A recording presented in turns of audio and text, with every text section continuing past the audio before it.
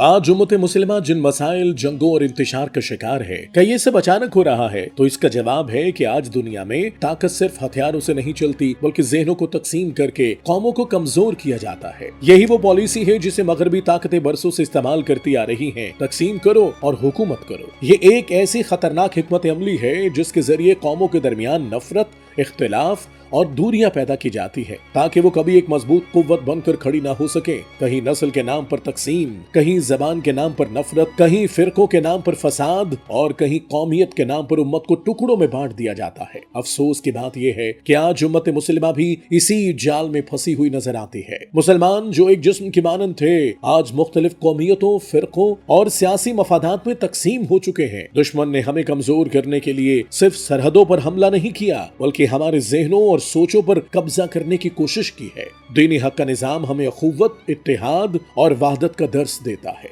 इस्लाम ने कभी रंग, नस्ल, जबान और कौमियत को बरतरी की बुनियाद नहीं बनाया, बल्कि तकवा और अदल को असल मयार करार दिया। यही वो अजीम सोच थी जिसने मुख्तलिफ कौमों को एक परचम तले जमा करके एक मजबूत उम्मत बनाया था। निजाम खिलाफत इसी वहदत और इज्तमाई ताकत की अलामत था। खिलाफत सिर्फ हुक्मरानी का नाम नहीं था, बल्कि वो ऐसा निजाम था जो मुसलमानों को एक मरकज, एक क़यादत और एक मकसद अदा करता था। यही वजह थी कि जब तक खिलाफत कायम रही, दुश्मन मुसलमानों की सफों में मुस्तकिल तकसीम पैदा करने में कामयाब न हो सका। लेकिन जैसे ही निजामी खिलाफत कमजोर हुआ, उम्मत भी टुकड़ों में बंटती चली गई। मगरबी ताकतों ने इस मौके से फायदा उठाया और मुस्लिम दुनिया में ऐसे तनाजात को हवा दी जिन्होंने हमें एक दूसरे के मुकाबिला खड़ा किया। आज भी यही कुव्वतें चाहती हैं कि मुसलमान आपस में उलझे रहें, ताकि वो कभी दोबारा अपने असल मकाम तक न पहुंच सकें। सवाल ये है कि क्या हम हमेशा इसी तकसीम का शिकार रहेंगे? क्या हम नस्ल, जबान और फिरके की बुनियाद पर एक दूसरे से लड़ते रहेंगे,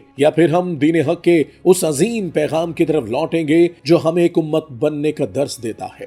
हकीकत यह है कि इस सूरत-ए-हाल का मुस्तकिल और पायदार हल सिर्फ उसी वक्त मुमकिन है जब उम्मत अपने दाखिली इख्तलाफात को खत्म करेगी, अपने मुश्तरका मकसद को पहचानेगी और निजाम खिलाफत की तरफ संजीदा पेशकदमी करेगी। क्योंकि खिलाफत ही वो निजाम है जो मुसलमानों को एक मरकज, एक ताकत और एक इज्तमाई शऊर दे सकता है। आज वक्त आ चुका है कि हम दुश्मन की साजिशों को समझें, नफरत और तकसीम के जाल से बाहर निकलें और इत्तेहाद उम्मत के लिए किरदार अदा करें। हमें ये समझना होगा कि हमारी असल ताकत दौलत या तादाद में नहीं, बल्कि ईमान, वहदत और दीन हक के निजाम में है।